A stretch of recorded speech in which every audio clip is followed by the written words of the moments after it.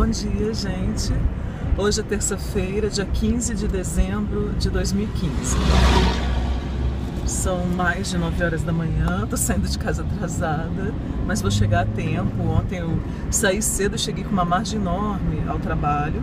Hoje também não tá tendo trânsito, engarrafamento, essas coisas, então vou chegar tranquila. Devo chegar assim, em cima da hora, mas né, antes do início do meu horário. E eu tô super feliz, assim, porque ontem eu fui à abertura do 2º Seminário Internacional Teatro e Sociedade, na Universidade de Brasília, mas promovido, e eu já sabia, por um professor da UNB, do campus de Planaltina, que conheci na época do seu doutorado, eu acho, nós fomos colegas de classe, já o conhecia da UNB, e ele já desde sempre muito envolvido e um pesquisador do Teatro do Oprimido, do Boal, e trabalhando junto ao movimento dos Sem Terra. E eles têm a Brigada da Terra, eles têm vários grupos de teatro coletivos em vários estados. Há uma organização que nos escapa, né? Porque tudo o que é veiculado acerca dos Sem Terra é para desqualificar o movimento, quando na realidade é extremamente legítimo, né?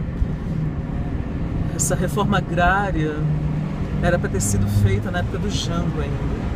Então há uma dívida social também, né? Que tem que ser equacionada.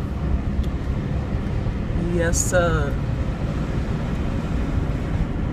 elite, as elites, né? Ai, gente, usurpadoras do Brasil. Ai, olha, vou te contar, viu? Que pesadelo, que herança maldita, né? Essa, desde as capitanias hereditárias, que coisa. Mas voltando, aí eu assisti à mesa de abertura, assisti a breves falas, né? Infelizmente não teve tempo para mais debate, aquela coisa toda, com um representante da direção do Movimento Sem Terra, anotei o nome, não vou lembrar agora, com a viúva do Augusto Boal, que é a Cecília Boal,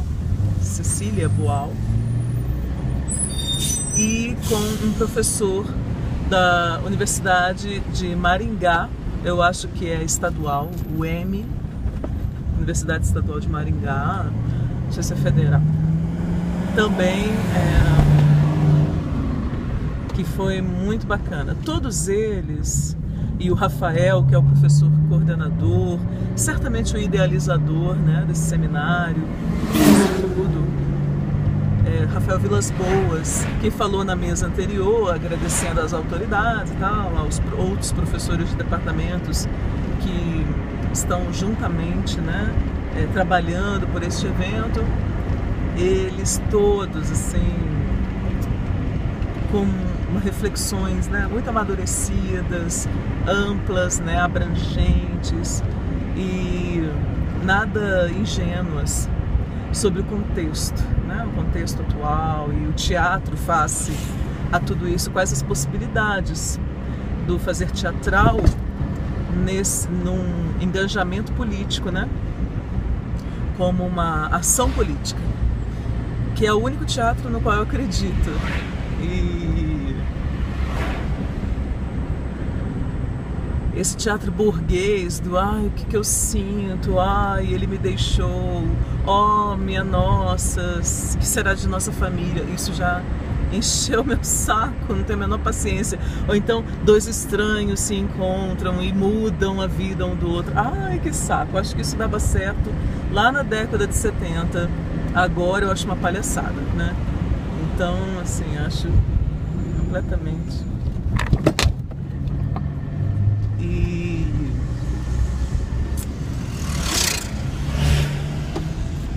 bom, tivemos umas perguntas muito bacanas, né? Porque se trata de geopolítica, né? E a situação do Brasil nesse contexto.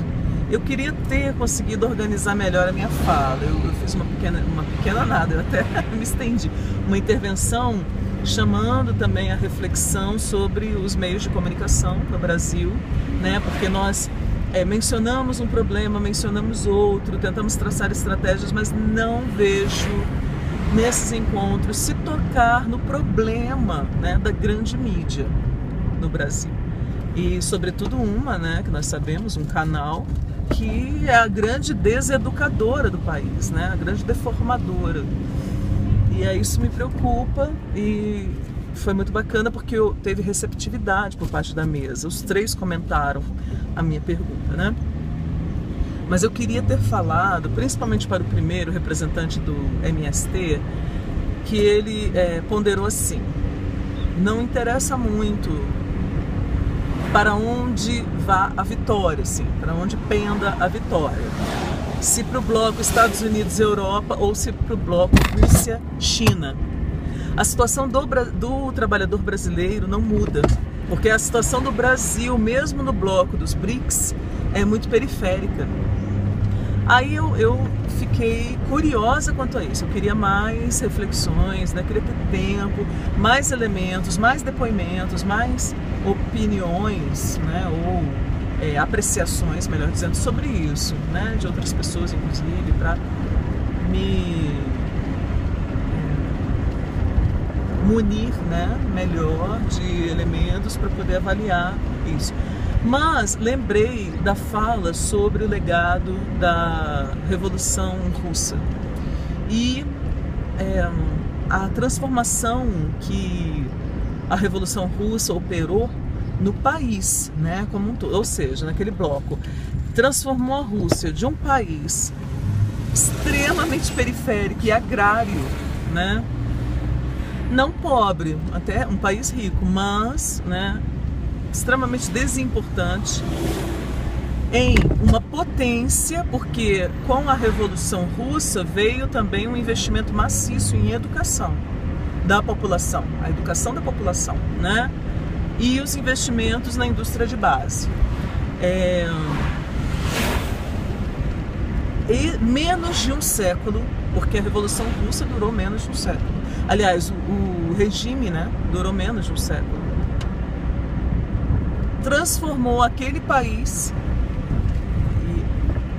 e o bloco que veio, né, a constituir a União Soviética numa potência mundial, uma superpotência mundial. Então eu não sei se não faz diferença, acho que faz diferença sim, entende? Eu acho que o modelo chinês não nos interessa, um capitalismo de Estado não nos interessa ser escravos, né, de um Estado, imagina, comunista, mas o modelo russo talvez sim, porque o que nos chega também é filtrado, né, é sempre negativo, é sempre assustador, é sempre desqualificador, porque o que nos chega é sempre filtrado. Então eu acho que espero conseguir ter ainda, né, alguma conversa, um tempo para refletir sobre isso. Mas ontem também tive uma outra impressão depois de fazer a minha fala, né? Eu preciso começar a escrever artigos. Tudo bem que eu não sou mais nem mestranda, ainda não estou mestranda de novo, né? Vou voltar para o mestrado. Mas assim, eu creio que em alguns aspectos eu já tenho uma reflexão amadurecida e sobre áreas que os meus pares dominam pouco, porque não trabalham nelas, né? Então assim, e eu trabalho há quase 20 anos. Então eu já tenho, né, muitos elementos para contribuir. E aí ontem eu pensei nisso, falei, gente, ao invés de ficar, né, chamando, retomando isso em debates e tal, escrever logo um artigo, que aí já libera isso para, inclusive, avançar, pensar em outras coisas e tal, e ir aprofundando, que é o que é necessário. Bom, gente, aí hoje é o segundo dia, né? Agora pela manhã estão acontecendo as oficinas. Lá em Planaltina eu não poderei ir, né? Tô indo pro trabalho. Bom dia, Greta. Obrigada, Nada, bom dia. Bom dia. E aí, à tarde, acontecem as mesas. E eu tô super interessada nas mesas, principalmente, verdade? E aí só que hoje eu tenho terapia, né? As duas. Então eu vou ver se eu consigo mudar o horário da minha terapia pro fim da tarde, para eu poder ver a primeira mesa, que é às 2 horas da tarde, que é arte, política, cultura, sociedade, essas coisas, que é o que me interessa mais. Bom dia. Bom dia. Mais do que os métodos do teatro do oprimido, que eu já conheço. Não conheço profundamente, mas, né, já estudei. Ai, gente, nossa, tanta coisa incrível, coisas incríveis acontecendo neste fim de ano, no fim do ano, né, dezembro. Também está acontecendo o encontro de culturas tradicionais, então assim, povos de terreiro, indígenas, ciganos, num hotel, no Carlton Hotel aqui em Brasília, e eu nem estava sabendo, e liderado pela Conferência Nacional da Juventude, onde devem até ser blocos de jovens, né, dessas comunidades tradicionais, discutindo políticas específicas para o seu segmento, sua idade e tal. Mas vejam como que essas coisas todas não estão na mídia, né? Como que essas coisas todas não estão sendo assim exaustivamente divulgadas, debatidas, analisadas, a população fica sabendo, poder ir lá e saber das especificidades, né, das demandas de cada grupo e não interessa, né? Interessa ficar mostrando as cretinices, né, dessa teledramaturgia ruim, alienante. E eu já falo claramente, né, para todas as feministas com as quais tenho oportunidade, né, de conversar, debater e nos encontros, essa grande mídia, sobretudo esse canal e os canais que a imitam, né, que imitam, são nossos inimigos. São nossos inimigos, não dá pra fazer concessão, não dá pra ficar assistindo, dando ibope, assistindo a porcaria melodramática que eles mostram. Não, são nossos inimigos. E o mesmo para todos os outros movimentos. São nossos inimigos. Porque você tem um veículo que rouba para si a atribuição de ser o lazer do trabalhador brasileiro e invisibiliza grupos, reproduz preconceitos, né? Estereótipos. A gente tenta avançar um pouquinho e esse veículo faz as coisas retrocederem 20 anos. Não dá.